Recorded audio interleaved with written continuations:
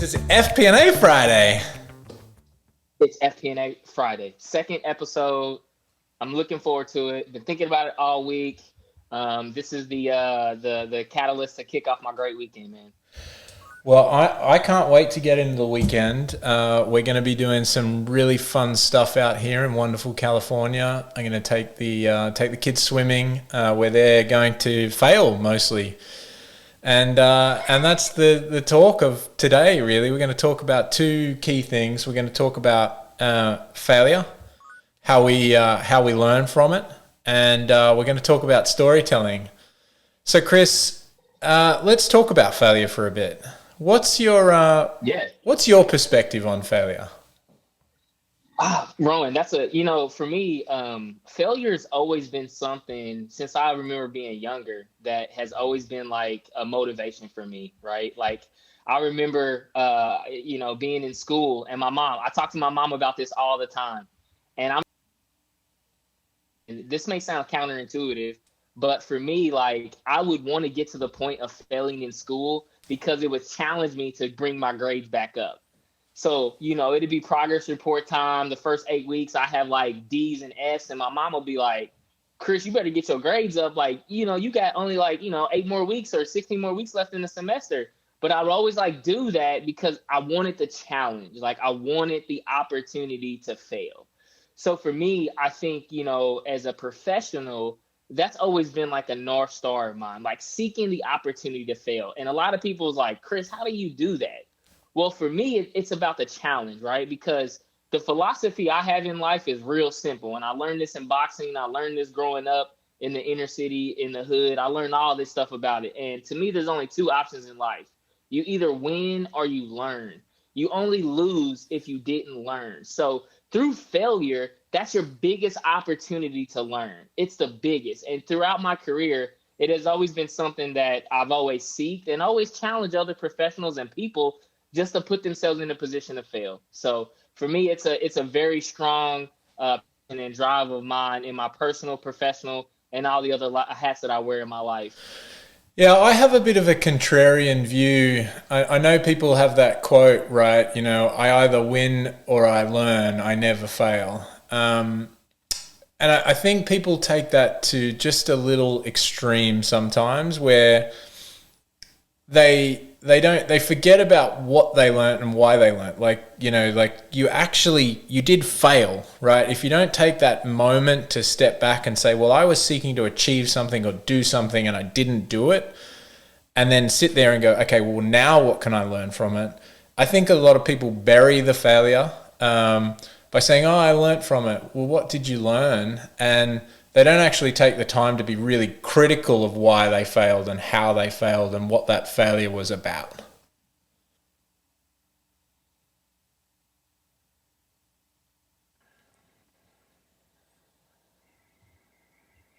And I just lost my Wi-Fi there for a little bit. I think I'm back. Oh, it's fine. Yeah, it's fine. Yeah, you ended off where you said like people they seek failure, but they don't take it like critically. They don't really like get it and really like take that application of them learning and keep it consistent. That's where you left off. Yeah. And so I think, if you're going to take that moment to say, oh, I just learnt, that's great. But be really critical of why you failed and then make sure that you never make that same mistake again. And I think people just kind of often use that quote as a way of just kind of burying their failure, which is not the way that you actually learn. For sure. I agree 100. So, Chris, do you have any stories about how you failed? Do I have stories? Come on, Rowan, man. Like, I think if do I have stories? Where do we start, right? Where do we get on this journey to all the Clubhouse listeners and everybody? Where do we start on the journey? I think for me, having time to think about this, I really distilled it down to like personal failures, professional failures, and just like life learning, right? So if it's okay, I'll probably start with the personal side because for me, we're going to get to the professional and all that stuff. But I really want the audience and I really want people to I want to be honest and transparent and authentic. I would say one of the biggest personal learnings, right? And I don't consider it a failure, but in the spirit of being honest and transparent, a lot of people don't know this about me. I have a learning disability. And people may be like, well, that's crazy. But to me, when I was in third grade, right, I had dyslexia. And I'll never forget being in school and it came story time where you had to read, where you go across the classroom and it's like, okay, you read this paragraph and you read this sentence. And I got to read, and I'll never forget, like, why are these kids laughing at me? Like, because I started at the end of the sentence, I went back, I couldn't retain what I was reading. And, I remember like being in class and being laughed at and like, why is this happening to me? And I felt like a complete failure. Like, I'm not going to be good. And I remember my mom sitting down, and I'll never forget her name, Miss White. Miss White, and I haven't reached out to her, she was monumental in changing my life. Because my mom, she came to my mom and said, hey, here's what your son is dealing with. She spent an entire summer with me, Rowan, helping me with my learning disability around dyslexia, right? But where I spurred into that is the greatest thing right now. Like, one way for me to really help with my dyslexia was learning multiplication tables. So one of the exercises Miss White would give me is she would give me sheets of multiplication tables. Because in multiplication, you have to read it left to right. Like, if you read 12 times 11, you can't read it 21 times 11. You have to read it the right way. So that really helped me. But it also helped me love my passion of like quantitative and like quickly looking at numbers. And she was able to now put this multiplication stuff also into reading. So now I got into like taking multiplication and all these different things that she was teaching me on that to put it into word problems. So then I started understanding how numbers connected to stories and reading. And that was monumental for me. That was life changing, right?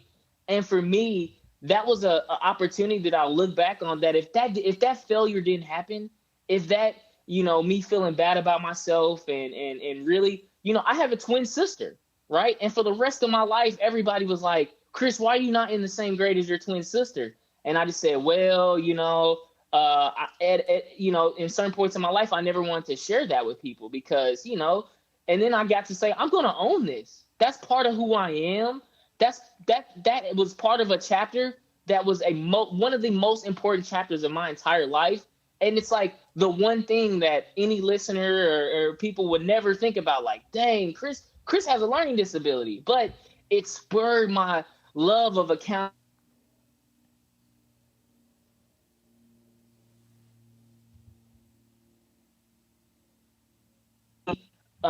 That's what I think of failure, right? That has been long lasting. That and a lot of times failure is not just individual. Failure is like you have people in that journey with you. Nobody fails alone, right? I think you all have people in your life that are willing to be there for you, and that's that learning aspect that really hits the nail on the head, right? But for me, from a personal aspect, that is a failure that I had in my life that really transformed my life.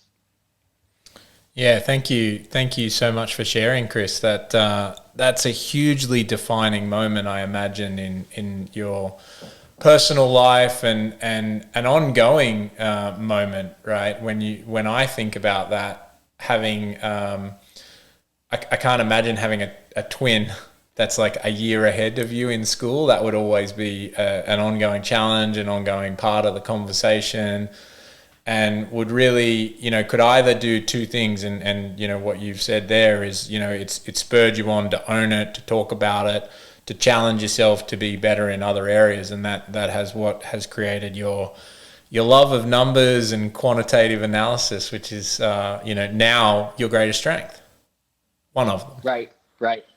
So we got a lot of people here in the crowd today. I want to give you all the opportunity. Just feel free. We're in Clubhouse here. This is meant to be a participatory event. So feel free to raise your hand. We'll bring you up here on stage and we can share some of our failures together. So if anyone wants to jump on stage and talk about any failures that you've had, please feel free to raise your hand. We'll moderate and bring you all up. I'm going to bring Vicky up to help us manage some of those other moderators as well. Thanks, Vicky. And just as an FYI, we're recording this call for FP&A Fridays so that many of you who can't be on every Friday, I know people have work to do and they've got personal lives to live. So we're also recording this, so this will be available on Spotify under the Being Planful podcast. So thanks to those that are listening there. So Chris, let's jump across to some professional failures. I'm going to share some of mine a bit later. I'm gonna hold them, but I want to talk. Keep going with you. Aside from the obvious ones, we've all entered the wrong value in a spreadsheet and made a dumb decision off that kind of information, Definitely. right? But what when we've all done it too many times to count, right? I did it this morning, and I was like, "Oh shit!" Yeah, retract email, quick. Yeah. Thankfully now with Google Sheets and history and stuff, you can quickly change it and tell people before they actually get the email, which is always nice. But talk about some of your professional failures. Like where have you failed? That's been a real challenge to overcome. Yeah, and for me, I won't share those Excel and those forecasting areas. Listen, we live and breathe by those things, and I have an arsenal of all those mistakes. For me, I want to focus on the people failures because I think people and as leaders, as a business partner, people are so important in our professional development. So the biggest failure that I've had in the people side of it is it's two of them. The first one is when I first got into leadership, right? So that jump from being like the rock star individual contributor that's knocking it out the park with your planful dashboards and your scenario planning and all this other stuff, making that leap to being like a manager of people and leading people, I had a huge failure in that. Right. And I'll never forget this in my career. I remember going into being a leader and I tried to instill everything that I was doing right as an individual contributor to my team. Right. I tried to, I didn't adapt my communication. I was like, hey, why aren't you not getting this? Like, this is, and I understood that everybody understands, comprehends, and have different motivations. Right.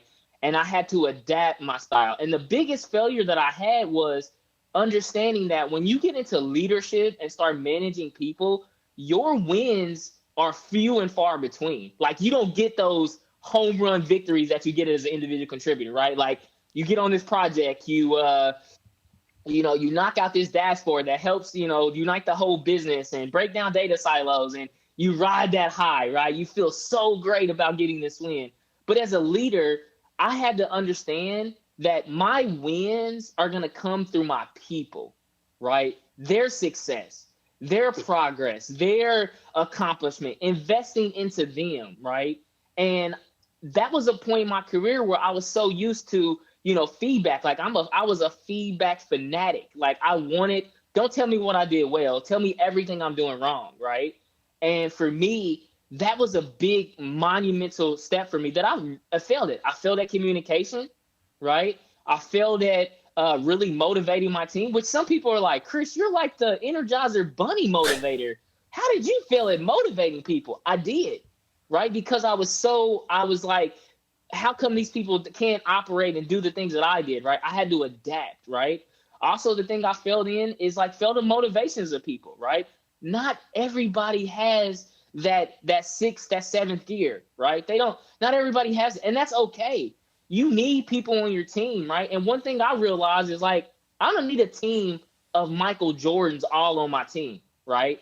You look at the greatest basketball team of all time. I'm not talking about Golden State. I'm a millennial, and I'm every Sunday with Michael Jordan when the 72 and 10 team, that was the greatest team because each one of them knew their role and they executed, right? So like I knew as a leader that Michael Jordan made everybody around him better, but he didn't make them better to his level. He made them max out to what their potential was. So for me, jumping that leap in individual contributor leadership and managing people,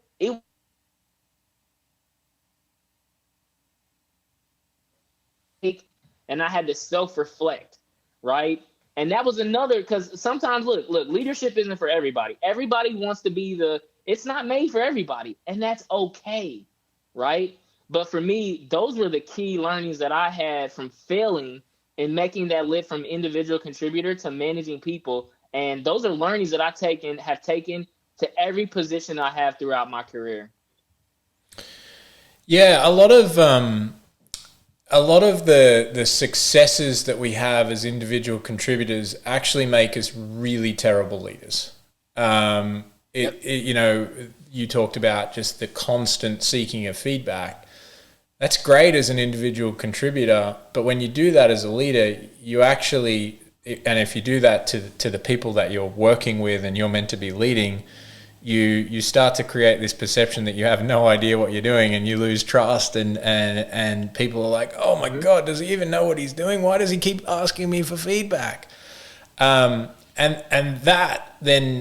that's one example of where our individual contributor success is really bad for leadership. The other aspect is what you said, which was when we're succeeding as individual contributors, it's all down to us. Like, yeah, I did that thing. I pulled that report together. I pulled that late night. And when you start doing that as a leader, you're actually taking away from other people's success. If you've ever read the book Multipliers, you're becoming a diminisher of your team. And the winning, as you said, is few and far between. And you have to learn to win through others. And that's a skill. That's so difficult to learn. And unfortunately, I think every new leader goes through it. No one takes you through leadership training. And that's, again, what we decided to talk about these two topics today for, storytelling and failure, is because no one taught us this at school. Like no one gave us this training. No one gave us this coaching. And our existing leaders are too busy trying to lead us than coaching us as well. And that's not their fault. It's just the way that the structure works. So, we're going to keep these fun topics going over on FP&A Fridays. The FP&A school that they didn't teach you at school. Exactly. So some of my biggest failures have been in leadership too. I remember one instance, a year or two ago, was just simply, I was busy doing other parts of leadership. And one of the things that, a leadership coach that I have said, delegate, don't abdicate. And unfortunately, I abdicated. I was working with a colleague, and he reported to me, and we were going through a big initiative, and I just assumed that they had it, and I didn't set him up for success, and it went, like, his poor meeting went horribly with other executives, and to this day I get really upset by that, because I failed that person, and that's the worst type of failure. Not failing myself. Like, sure. I can handle failing myself. I'm a big boy. I've got hit a lot of times. I got knocked down a lot of times. I'll keep getting back up. But when you fail for someone else, there's a huge accountability that you carry, and a burden that you carry, and so I know we've all done it, and we all want to learn from it. What advice do you have for people where they may not have done what I did yet? How do you set yourself up for success when you're leading teams to make sure that you never fail those teams? Yeah, I mean, that is definitely in the situation we're going through right now, right, with remote and going through the pandemic, right? I think it's really three core values, right? To me, you have to be honest with your team, right? I think honesty in a time right now as accounting, finance, FP&A professionals is the most important thing that we can do, right? Within regards, right? You can't, obviously, we as leaders in finance and accounting, we're usually like the people that know a lot of things coming down the horizon. So we have to be a little bit conscious of that. But at the same time, you want to be as honest and authentic as possible, right? The second thing is to set your team up for success is you want to understand what their passion thesis statement is, right? So I think every professional has a passion thesis statement. That passion thesis statement is what gets them passionate about what they do, right? What lights their fire, right? For my team, I have two of the most, and no discredit, I will put my accounting, finance, FP&A team against any team in the world. We go, let's get it. Tool for tool, technology for technology, skill for skill, let's go. But the reason why is you got to understand what motivates that person. Because what motivates me is going to be different than what motivates Sharice, who's on my team, who's an all-star, right? Who was nominated for 2020 Indiana's best and brightest in accounting, holding it down. Although she didn't win, she's still a superstar, right? But her thesis statement, I know it like the back of my hand. Same thing with our staff accountant, Lauren, who's absolutely amazing, right? But you got to understand those pieces, right? And you hit upon a word that is the worst thing you can do as a leader. All leaders, everybody in Clubhouse, listen to this word, and never, if you say it, you're doing it wrong. Never assume or make assumptions. Don't do that. Because the moment you make an assumption, you made an ass out of you and me. You made an ass out of yourself, right? You made an ass. You just did it. That's what the word is. It's asses out of you and me when you make assumptions, right? But you don't want to do that. The third thing is, I think for teams, is always connecting them to the bigger picture. And that's what leaders need to do. Leaders need to also be in the trenches and doing the work with them alongside in the journey. But also a major point that you have to connect your people to is, guys, here's the work that we're doing, but here's where we're going. And here's how we're going to get there together. Here's some pitfalls we may have, but here's how we're going to get there together.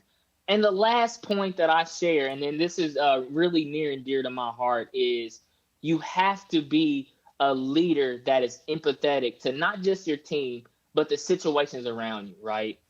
If there's one thing in leadership that's a value changer, is empathy and emotional intelligence, right? I think those are the most undervalued leadership skills of all time, right? Having high IQ, having high EQ, and having a compassionate, empathetic view when you're listening to your teams and motivating them and directing them, and even also when you're giving the bad talks too, right?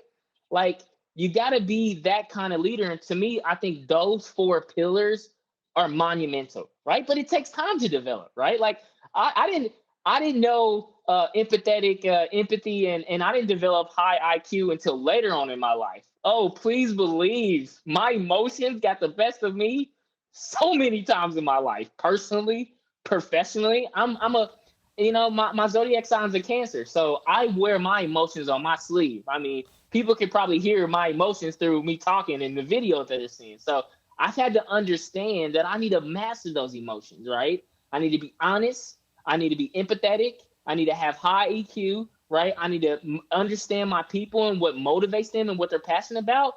And I need to connect them to the bigger picture. And I think those are, if there was a quick step and framework to go back through, learn to develop those and find opportunities to fail in those areas, because that's how you learn. If you want to have better emotional intelligence, you got to have some failures around and be like, okay, I messed up in this, right? If you want to know somebody's passions, you got to fail at some things, right? Like, okay, I understand that Sharice doesn't like the forecasting aspect of it, so that's not something I'm going to have her do. She doesn't get motivated about that. But when we start talking about the strategic business and looking at these sales KPIs, that's what gets her motivated. So in those areas, if you want a quick start guide, focus on those areas and find ways to fail in those four areas. That would be my recommendation to all the listeners. Yeah, and what you just started touching on there was kind of then navigating through the why and the how, and using storytelling to do that. And I know that's the second topic that we wanted to cover on today's FP&A Fridays here on Clubhouse. But before we jump across to starting to speak about storytelling, again, another thing that they forgot to teach us in business school was how to be a really good storyteller. Yep. How to motivate teams through story, how to ultimately use storytelling as a weapon in business. So we're going to get to that topic. Before we do, I want to ask the audience, again, just feel free to raise your hand if you want to participate in this conversation. We'll bring you up here on stage. But I wanted to ask the audience if they had any failures that they wanted to share and how they potentially learnt from those failures, or ask myself or Chris or others about some of our experiences failing. So just feel free. If you're new to Clubhouse, there's a little hand raise icon there in the bottom right. And we'd love to hear some of your questions or stories.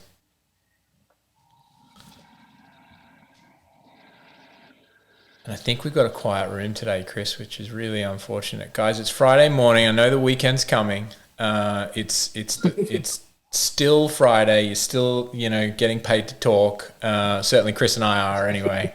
All right, so let's transition to storytelling then.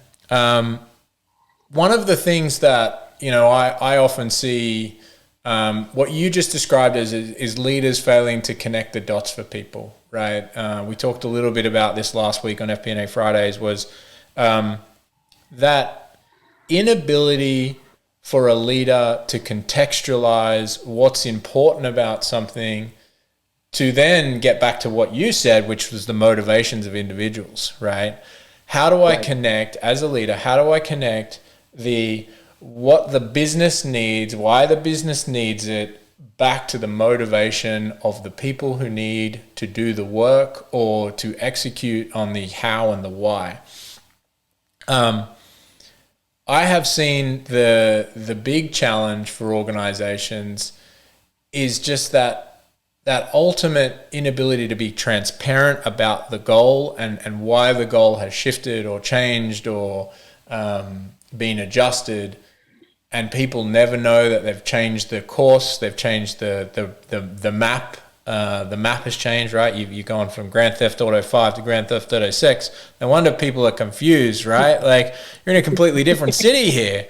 And so how, Chris, have you been able to work through that, knowing that nobody taught you this in business school?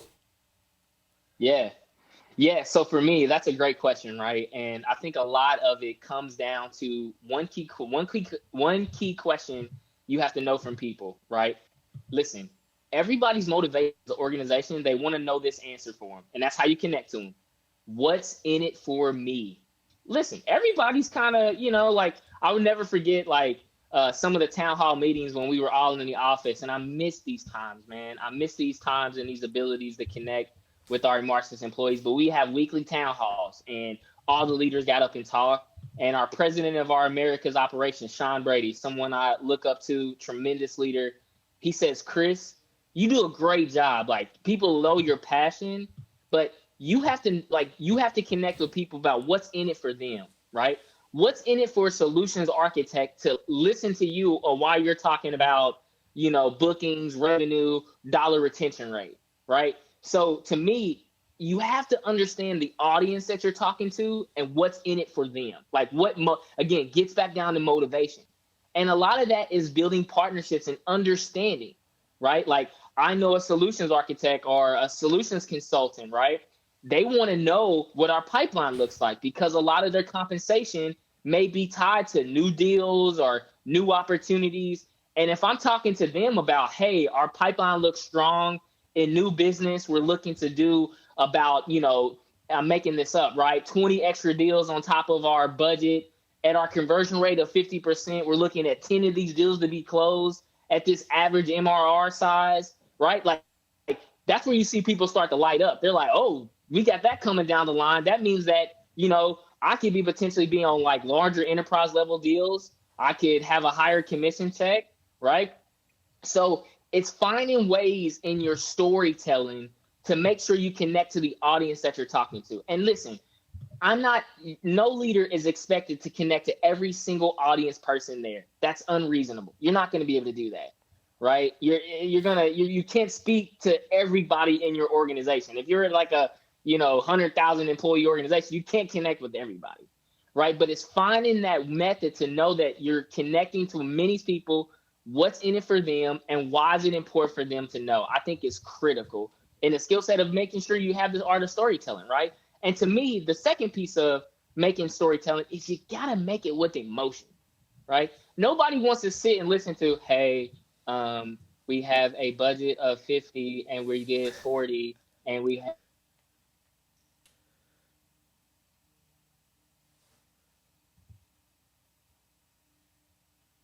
I'm not asking people to have the same charisma and everything like that, but you got to have people. If you're not excited about what you're talking about, how do you expect somebody else to be excited about what you're talking about? Like, if you're not passionate about like FP&A and the things we're talking about, like, how do you expect somebody else to do that? So, to me, I think those are two fundamental blocks that really help me bridge the gap in storytelling to the business. And storytelling, to your point, is not just about the words or the story, right? It's about the tone, the way that you tell the story, the attitude towards the story. The simple power of story, and if you break down any story into 3 words, which you can do, you can break down any story that exists in the world today into 3 words. Conflict creates change. And I've unabashedly like stole that from a book called Storynomics. But every story starts with some level of conflict, either personal conflict, inner conflict, Luke Skywalker, inner conflict, right? There's also an outer conflict going on in the world, in that particular world. And it spurs a change. And so when you think about applying that to business, what is the conflict that you're trying to overcome? You talked before about, the conflict of growth, needing to create change, and we're trying to grow faster, and therefore there's more change that's required to create more growth. Growth creates change creates growth creates change. It's a beautiful never-ending cycle, especially in high-tech SaaS, right? If you don't like change, don't come to the SaaS industry. And so that conflict, whether it be competitor conflict, whether it be some sort of team conflict, that is ultimately what's going to help people contextualize what's going on, to allow you to tell the story of what we need to change and why we need to change it. And so for the listeners, for the leaders out there, make sure that you understand that story can be completely embedded in those 3 simple words, and that's going to help motivate people, because everyone loves overcoming conflict too. Whatever that conflict is, you talked about before, a conflict with your own self in dyslexia, right? And you overcame that. Right. Which is a really powerful story, but it created a change in you that has now gone on to become a strength in you, right? You've overcome that, you've turned that into a strength. And then the other aspect about storytelling that I think is really fundamental is helping people taking away more things. Cormac McCarthy, the famous author, I don't know if anyone's read any of his books, but they're not terribly fun. But what he does is he strips back everything in the world. So one of the more famous books that he wrote was called The Road. And if anyone's seen the movie with Viggo Mortensen, like, it's just a boy and a man walking in a desolate planet after something has happened. But he takes everything away from the reader, from the viewer in the movie.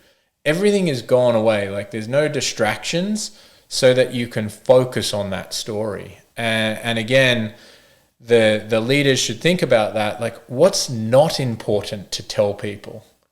Because the more that you fill the story with fluff, the worse it's going to be for people, because they're not sure what is the meaning of that story. What's the most important narrative that they need to follow?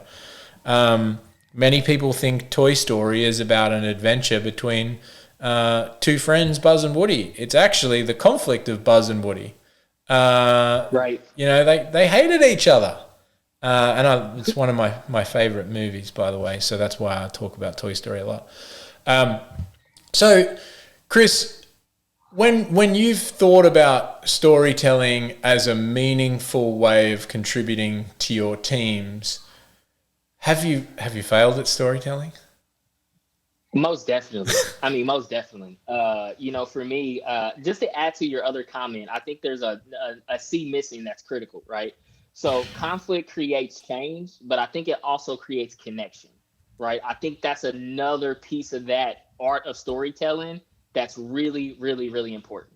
Is like if you're able to have this conflict creating a change and you're connecting it to people, you've won, right? Look at all the great movies of all time, right? It's a conflict that created like Avatar, right? I just watched Avatar, right? One of the highest grossing movies before like the Marvel came in the world, and Marvel's going to be number one forever.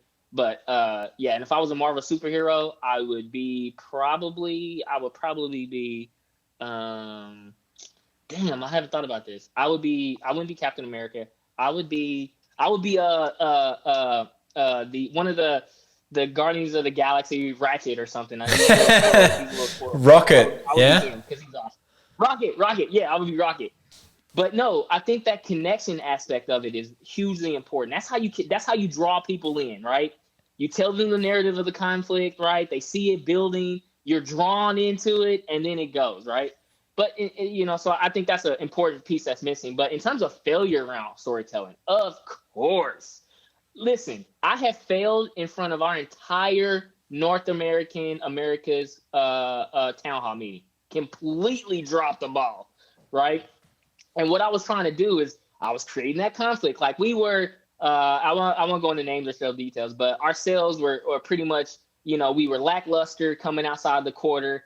I just came over from our EMEA operations and seeing the UK team, they were on point. I mean, these dudes were killers when it came to SDRs, BDRs, AEs, solution consultants.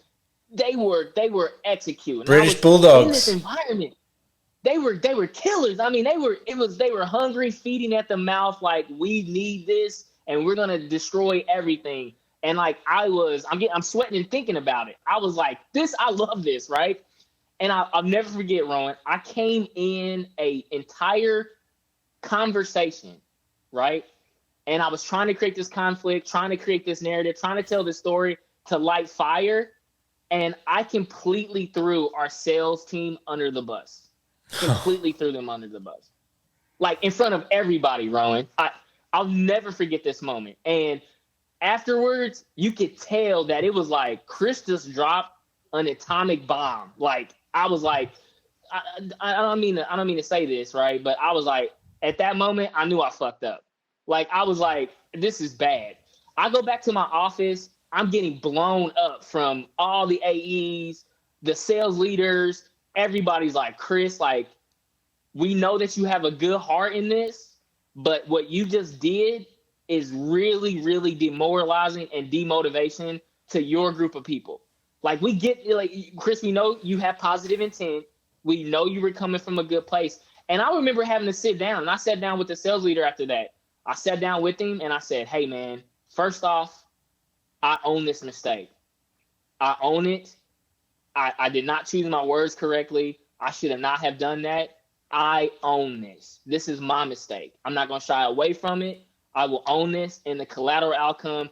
But one thing I want to partner with you is how can I take that same passion that I want to have? How can I support the team? How can I be in it with it to mirror that, right? And I'll never forget, like, our top AEs were like, Chris, I can read verbatim the message that I was sent on Slack. He said, Chris, you have a great future ahead of you, but if you ever do that again with the sales team, you will lose all credibility. Like, I mean, it was major to me, right? And I took that away from it to know, like, okay, Chris, this is what I learned from that. There's times that I need to just sit back and not say anything. And there's times to choose my words and my opportunity to say them to be the most impactful. Rowan, I used to be the person, like right now, when you offer, like if I was a participant on the Clubhouse, I'll be raising my hand, asking all the questions. I was always that person.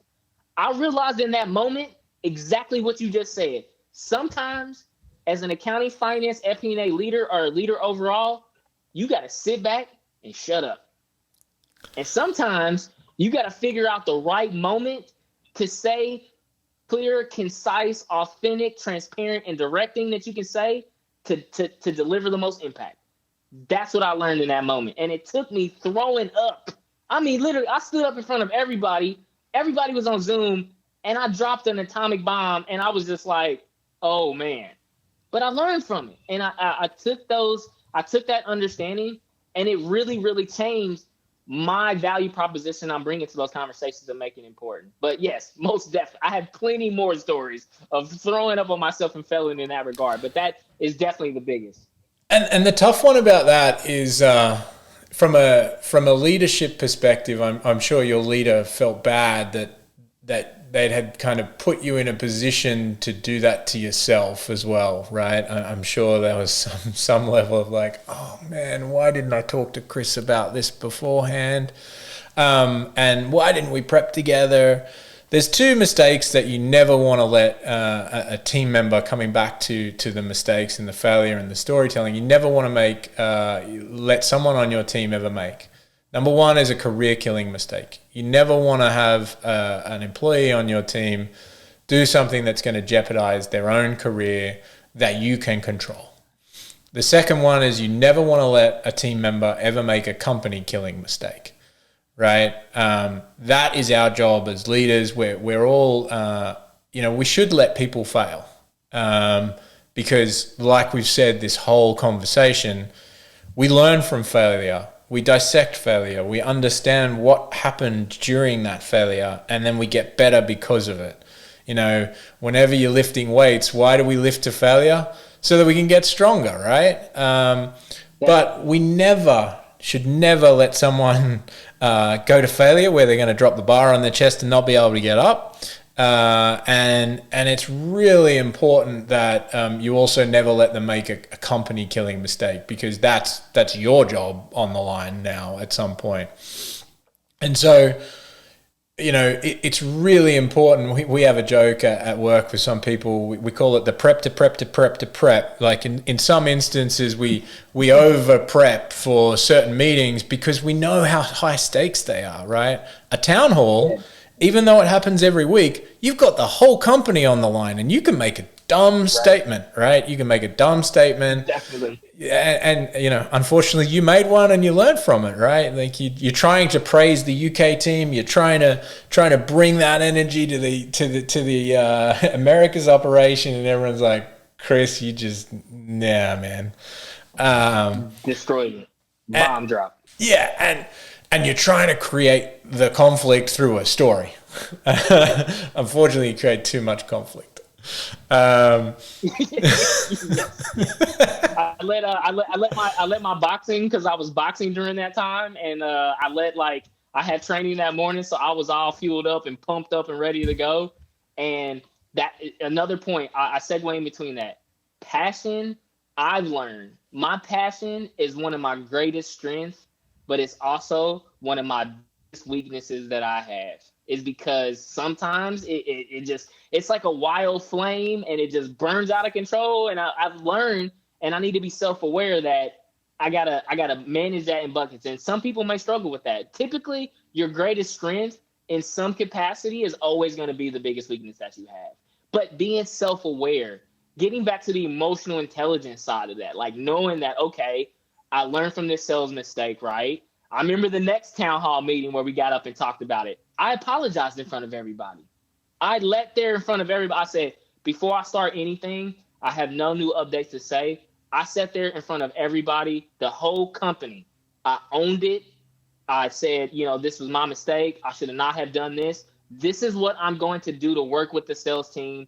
And this is what we're going to do going forward.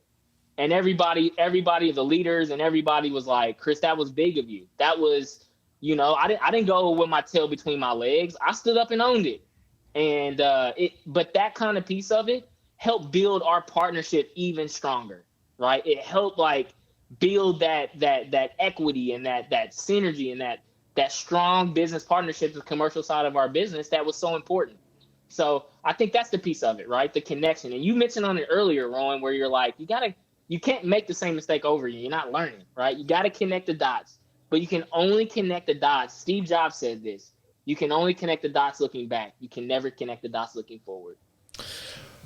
That's a topic for another FP&A Fridays, is the future of AI and machine learning, I'm sure, in finance. And we'll see whether we ever get to connecting those dots in future. I'm sure Steve at some point in his life was trying to do that.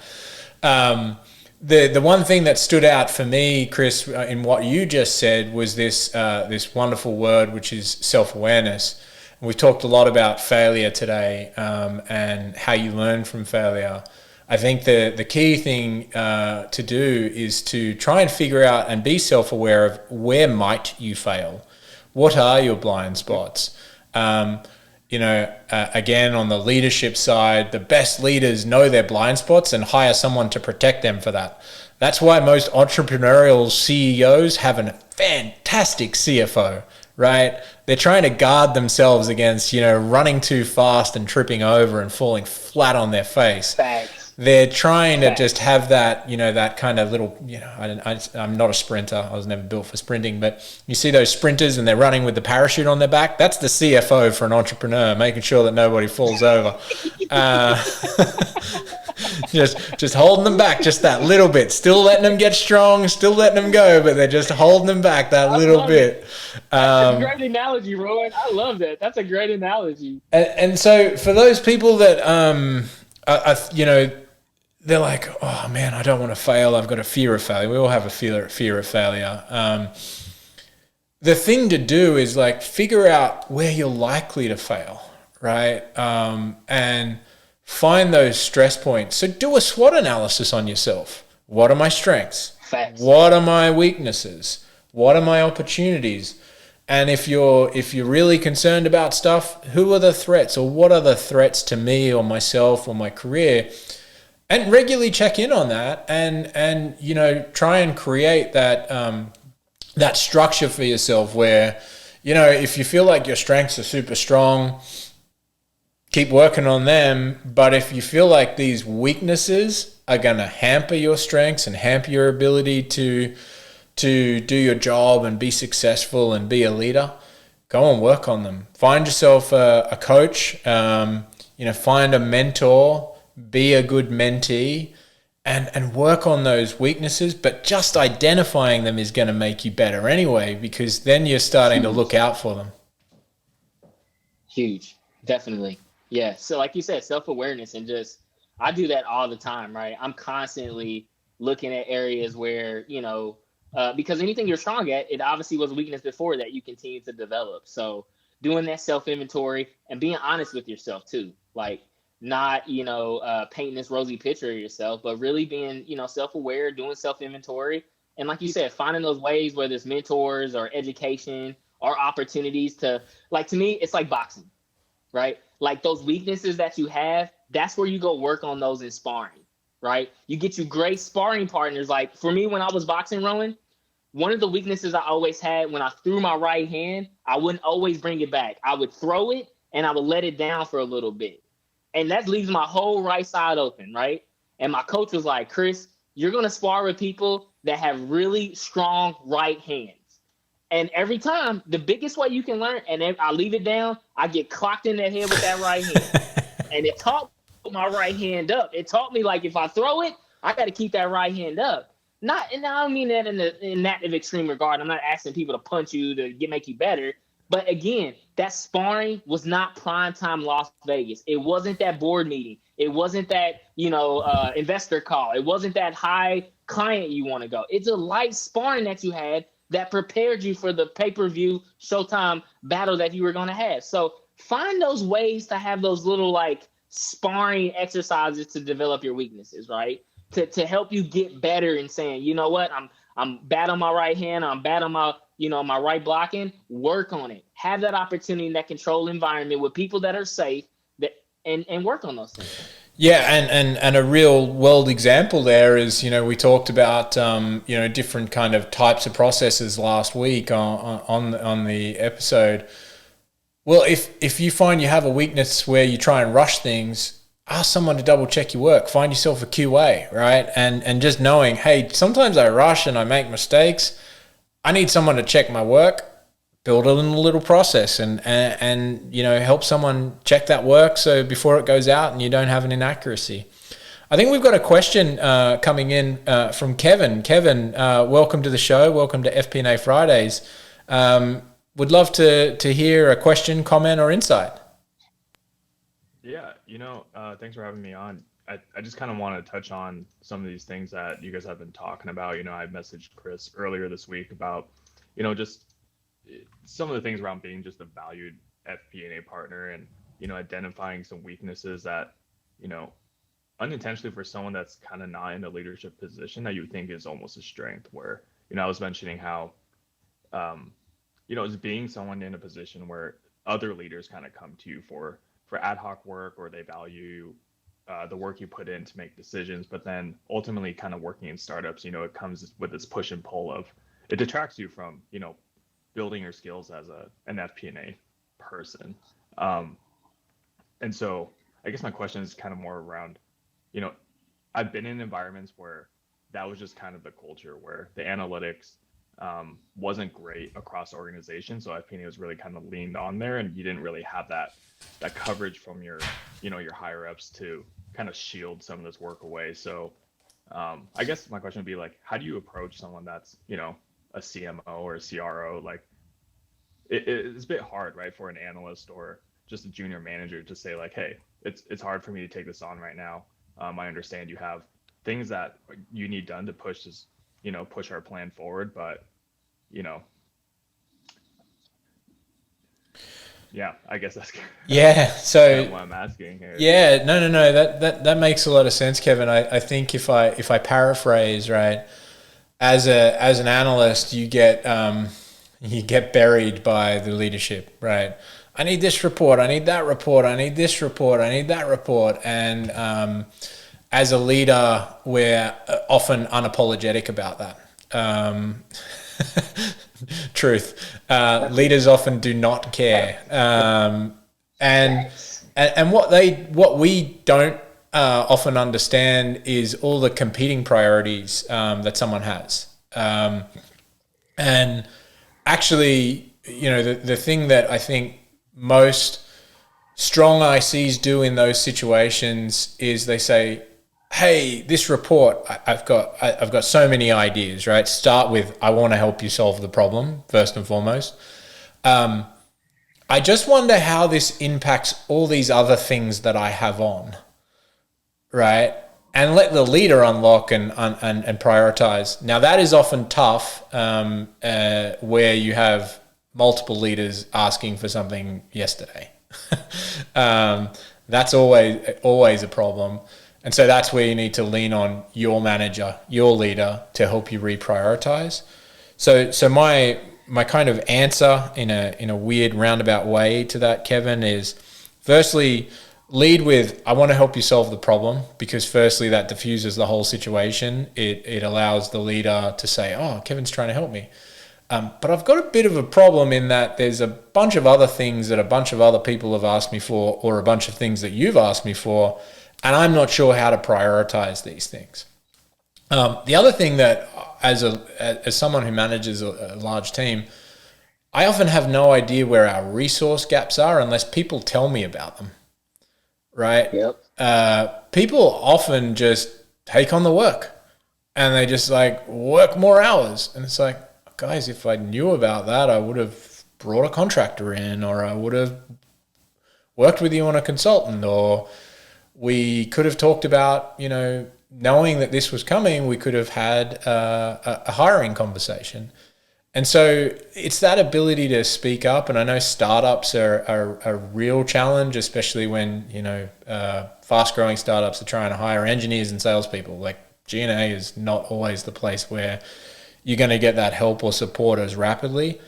But there might be a solution on a different team. For example, if it's a CMO, they might have their sales ops person do something, or they might have their rev ops person or their marketing ops person help you out or provide you with data that can inform your models and your decision. So that'd be my advice and guidance to you. And I'm sure Chris has more. Yeah, and hey, Kevin, it was great talking with you. You're a baller, senior FP&A analyst, man, out in Seattle. So yeah, I think, Rowan hit it right on the head, prioritization, but I think also as well, right? Like the thing about it is, and I struggle with this sometime in leadership. A lot of times I don't know what I actually want. Like, let's be honest.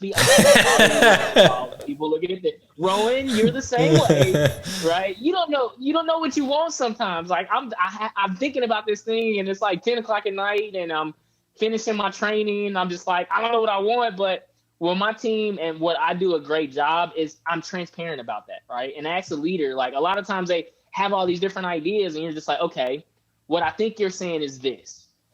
Here's the capacity that I have. And I remember us talking about this. Be honest and direct about your capacity. A lot of leaders, and look, I live and breathe in the startup, scale up space and high growth entrepreneur startup companies. So I know exactly the pain point you're going through.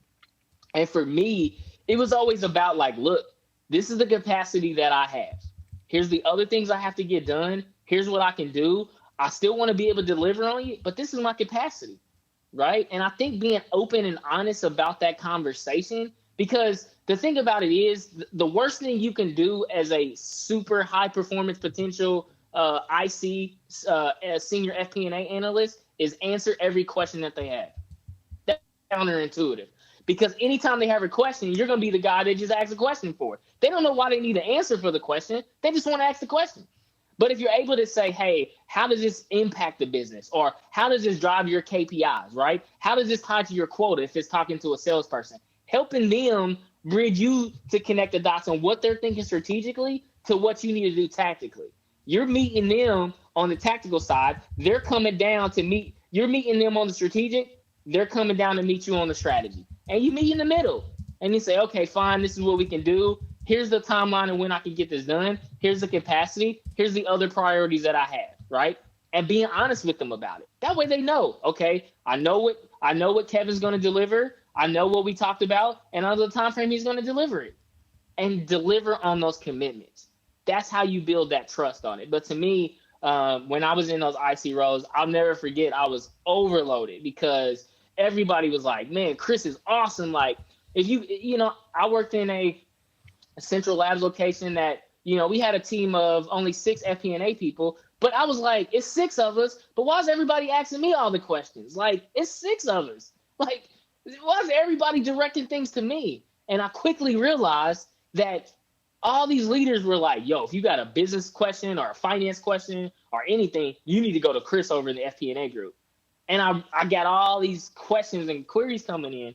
And for me, those were the steps that I did to really prioritize and also got my team involved with it as well, right? I brought other people in the conversations and dialogues, right? I got them in those discussions so that way they knew what was going on as well. So and that would be my advice and recommendations to help you, brother. But keep with it, man. You're doing great, bro. Hey, I appreciate it, guys. Thanks. Yeah, I think the cut through of all of that is just simply communication. Just having a dialogue with those people, not being afraid to have a dialogue with those people, and communicating. Here's the other challenge that I always see is we communicate up and down the chain, and we never communicate across the chain. Often, companies just, for some reason, in our stupid culture, we have created this just command and control up and down the chain military model, where in actual fact, most of the time, Elon Musk has this this modality at Tesla, which is just go to the person who has the effing answer, rather than go to that person's boss so that they know about the request, so that they can request it down the chain, so that it then goes up the chain and then back across the chain and then down the chain to the right person. Right? It's like increasingly painful as someone who often sees that happening, and you're like, man, we just could have solved like 3 days worth of up and down the chain issues if we just went to the person that has the answer. Thanks. Terrell, good morning or good afternoon. Hey. Yes, good afternoon. I had a question, but I guess, can I comment on Kevin's question first? Sure, go for it. Yeah, I remember going through that similar thing, especially when I was working in a a software company that was going through hyper growth and was constantly getting so many questions. And one of the things that I did that really helped out was, as people would ask questions, or even like my, the CEO and the CFO would come to me and ask questions. At first, I used to try to do answer every bit of it, do the full analysis of what they asked for. And what I started doing was, if they asked me for something, I would kind of build out a framework with just a skeleton of what they asked for, and then go back to them and say, hey, is this look like what you were asking for? And what I found a lot of times is the skeleton alone answered all the questions that they had. So I'm like, wow, it only took me like 30 minutes to build that skeleton. Now I'm done with it. And I think even for like the VP of sales used to do that with me a lot, where they ask me questions. I build a skeleton and he'd be like, this looks great. Then I was like, well, I can just show the people on your team how to take it to the next level. And then I would hand it off to them. And it really helped, like I said, manage my workload a ton doing it that way. Terrell, that's I think that goes back to what Chris said, which is we don't always know what we're asking for. So just the skeleton just says, oh yeah, that makes sense. All right, I'm going to carry on with my day. So it's like, yeah, that's what I needed. That's exactly what I had in my mind. I know you had another question that you wanted to ask. My question was, I think on going back to the point of failure. I know when Chris talked about the example of what happened with the sales team, I'm curious is that prior to that incident happening, how much time and effort had you been investing in the relationship with the sales team for them to be able to come and have that honest conversation with you afterwards, so you knew that, hey, you know what, hey, this is how I need to fix it going forward? Yeah, and that's a great question, Terrell. That was years, right? That was years of in the trenches, equity built up with them, like value-added business partner, right hand to the salesperson. So yeah, that's where it was like that's why everybody came to me and were like, look, Chris, we know you're coming from a great place. But everybody was sharing from a learning perspective, right? Even the leader, like even to this day, sometimes I like message him and I'm like, hey, I got a town hall request I'm about to do right now. He's just like, oh, Chris, but don't do this. So that's what I'm saying is like, because I built, people knew like how I worked with them. They knew my intentions. They just knew I just had a bad delivery, right? Like everybody has a bad day. You say, nobody bats 100%. So to me, it was like you just said, that years of being in the trenches, a solid business partner, supporting them, being an advocate for their business. That was all that history built, right? It wasn't gone away after because I said this one thing. It was a lesson learned, right? And that's why they felt everybody could come to me and be really honest and authentic about it. And I appreciated that, right? And I didn't take it. I think the mistake if I would have taken it and been like, no, well, isn't it true? Like the numbers say it, right? Which is traditionally the accounting finance side, right? Because the numbers are the numbers, right? Numbers never lie. The numbers never lie. Like, really, if playing devil advocate is like, is what I said, is it not the truth, or did it just hurt your feelings? Like, which I was like, that's not the way to take it. But I mean, I could have taken it that way because numbers are the numbers, right? Like, are you just mad that I said that? Or you just, are you kind of butthurt over it?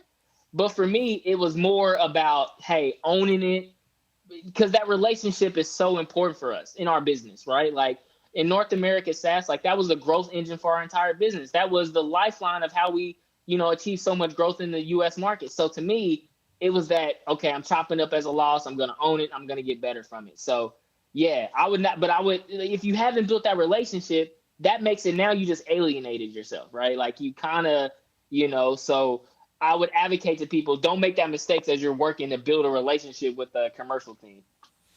Yeah, I think what you just said there, Chris, is like there is the truth in the numbers, right? But you're also at that stage of your business, it sounds like you're at an inflection point. And, inflection points are forks in the road. and you could have kicked that whole sales team down one road, which would have meant a completely different outcome.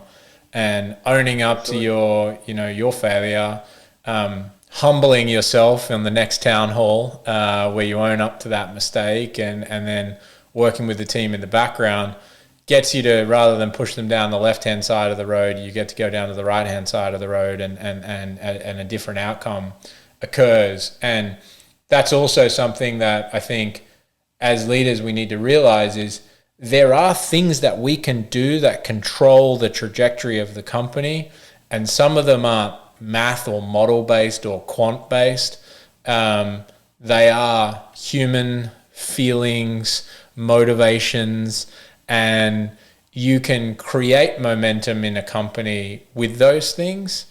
And if you forget that and just focus on the numbers, then that's where you start to create the wrong snowball effect. Exactly. And that's the outcome of failure, right? It's path A or path B. And in any failure, always have that decision. Either you learn or you lose from it. Failure is that path A or path B. You either learn from it or you're just going to lose and completely change your whole trajectory of life, business, and all those different things. All right. Well, I know it's 7 minutes. You're on mute, Rowan. I thought I'd fix that from last week, but here I am. It's 7 minutes past the hour. I know I've got a few more minutes to stay here in the room and field some questions. Chris, do you have a couple of more minutes to stay here? Rowan, for you, you know what? Thank you. You're not doing it for me. You're doing it for the listeners. If it was anybody else, man, of course. But yeah, of course I have time. I love this conversation, and I'm looking forward to helping answer any questions. All right. So for those in the audience, any more questions, just raise your hand, come on up. And if not, we'll probably shut it down and let people get back to their Friday. All right. I'm going to give it a 5, 4, 3, 2, 1. All right. Thanks, listeners. We're going to shut it down. Shot clock has gone down. Obviously, Chris nailed the 3. He's doing his little shimmy on the way out the door, Steph Curry style, because that's who the real champ is. And we will see you all next Friday. Thanks a lot for listening. Thanks, Chris. And for those listening on the podcast, Being Planful, this was FP&A Fridays. Come join us here on Clubhouse every Friday. 10 a.m. Eastern, 1 p.m. Pacific. 1 p.m. Eastern, 10 a.m. Pacific, every Friday on Clubhouse. This is Chris Ortega and Rowan Tonkin. Thanks, See you guys. Have a great weekend. Yeah, cheers. Peace. Bye.